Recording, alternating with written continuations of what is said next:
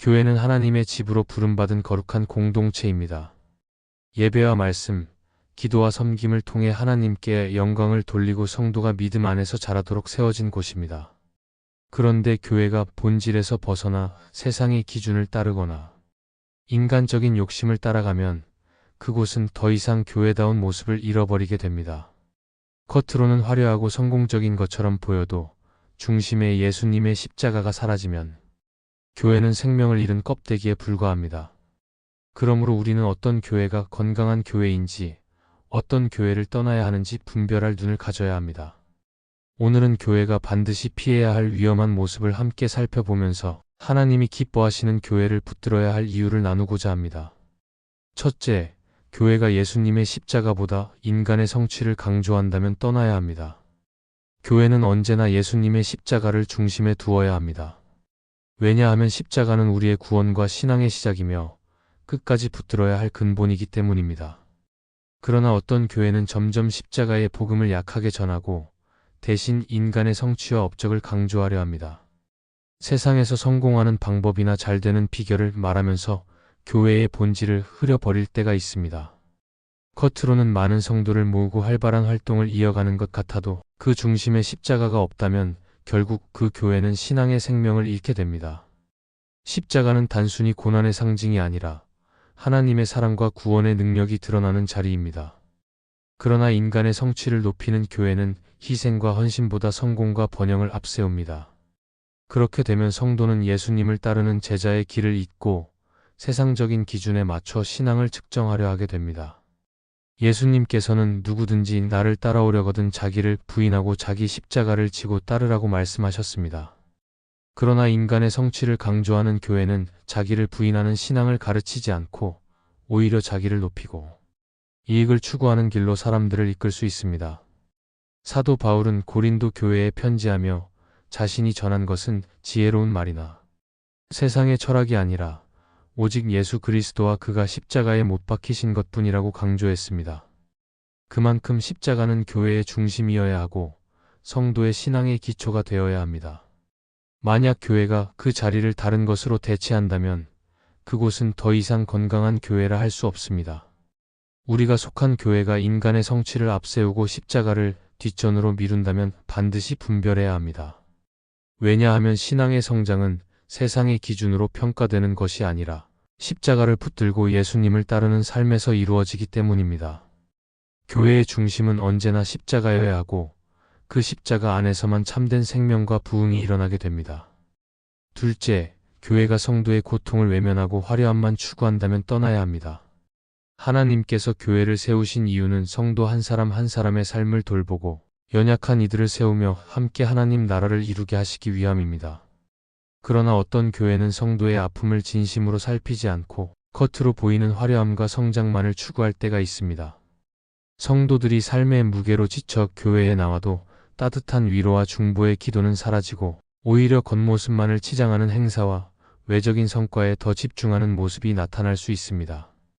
이런 교회는 마치 빛나는 겉모습을 갖추었지만 속은 텅 빈 껍데기와도 같습니다.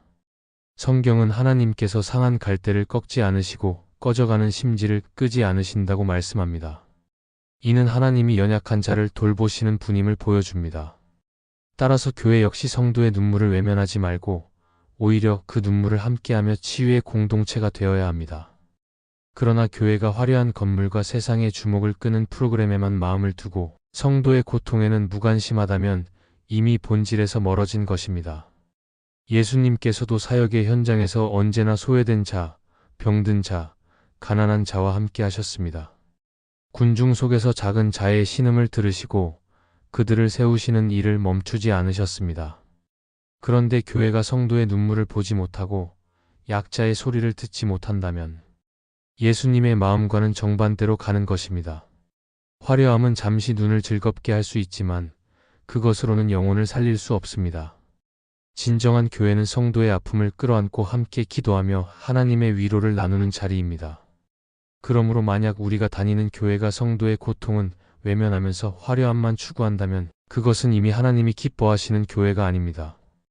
교회가 있어야 할 자리는 세상의 중심이 아니라 고통당하는 성도와 함께 무릎 꿇는 자리이기 때문입니다. 셋째, 하나님의 자리에 목회자가 있다면 떠나야 합니다. 교회의 주인은 언제나 하나님이십니다. 그러나 어떤 교회에서는 목회자가 점점 하나님보다 앞세워지고 성도들의 시선이 말씀보다 목회자, 개인에게 집중되는 경우가 있습니다. 목회자를 존중하는 것은 성경이 가르치는 바지만 존중이 지나쳐 하나님의 자리를 대신하게 된다면 그것은 심각한 문제입니다. 교회의 중심은 결코 사람이 될 수 없고 오직 하나님만이 높임을 받으셔야 합니다. 하나님을 대신해 목회자가 권위를 행사하고 성도들이 무조건적으로 따라야 한다는 분위기가 자리 잡을 때 교회는 본질을 잃게 됩니다. 목회자는 하나님의 말씀을 전하는 종이요, 양떼를 돌보는 청지기입니다. 그런데 목회자의 말이 성경보다 더 큰 힘을 갖고 하나님의 뜻보다 사람의 판단이 우선되는 구조가 된다면 교회는 이미 건강한 길에서 벗어난 것입니다. 신앙은 하나님과의 인격적인 관계에서 자라야 하는데 목회자를 통해서만 하나님을 만날 수 있다는 인식이 자리 잡으면 성도는 말씀을 직접 붙잡기보다 목회자에게 의존하게 됩니다. 결국 하나님을 바라보는 눈이 가려지고 사람을 좇는 위험한 신앙으로 흘러갈 수 있습니다. 성경은 교회의 머리가 예수 그리스도라고 분명히 말씀합니다. 바울 역시 자신이 전하는 것은 자신의 지혜가 아니라 오직 예수 그리스도와 그의 십자가뿐이라고 강조했습니다. 그런데 교회가 목회자를 높이는 데 집중하면 성도는 그리스도를 따르는 것이 아니라 사람을 따르게 됩니다. 이스라엘 백성이 하나님을 왕으로 모시기보다 눈에 보이는 왕을 달라고 요구했을 때 결국 사울을 통해 실패를 경험했던 것처럼 교회가 하나님 대신 목회자를 세우면 그 결말은 반드시 아픔을 낳습니다. 그러므로 우리는 언제나 분별해야 합니다. 목회자가 하나님의 말씀을 전하는 도구로 세워져 있는가, 아니면 하나님의 자리를 대신해 절대적인 존재로 서 있는가를 살펴야 합니다. 만약 교회가 목회자를 하나님보다 높이고 성도들이 하나님이 아니라 목회자에게 신앙의 중심을 두게 만든다면 그 교회는 떠나야 합니다. 교회의 머리는 사람이 아니라 오직 하나님이시며 신앙의 초점은 언제나 그분께 있어야 하기 때문입니다. 교회는 건물이나 제도가 아니라 하나님께서 주인 되시는 공동체입니다. 그래서 십자가보다 인간의 성취를 앞세우고 성도의 아픔을 외면하며 심지어 하나님의 자리에 목회자가 서 있는 교회라면 우리는 반드시 분별해야 합니다. 하나님이 주인 되지 않는 교회는 더 이상 교회가 아니기 때문입니다.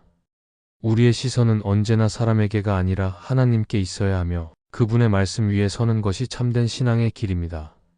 하나님을 중심에 두는 공동체를 붙들 때 우리의 영혼은 살아나고 그 안에서 진정한 은혜와 생명을 누리게 될 것입니다.